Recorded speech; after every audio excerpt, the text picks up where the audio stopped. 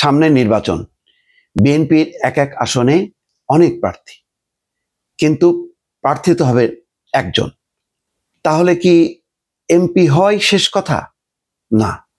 তারেক রহমান কালকে দলকে ঐক্যবদ্ধ রাখার ক্ষেত্রে একটি চমৎকার উদাহরণ দিয়েছেন। তিনি আদালতের একটি উদাহরণ টেনে বলছেন যে আদালতে কাছে এক সন্তানের দাবিদার দুই মা, কোনো মাই দাবি ছাড়ছে না। তখন বিচারক বললেন যে তাহলে আমি এক কাজ করি, সন্তানকে দুই ভাগে ভাগ করি, এক ভাগ আপনি নেন আর এক ভাগ আপনি নেন। আসল যিনি মা সে বলল যে না, ভাগ করার দরকার নেই, সন্তানকে তাকেই দিয়ে দেন, আমি দূর থেকে মাঝে মধ্যে দেখতে পারলেই আমি খুশি।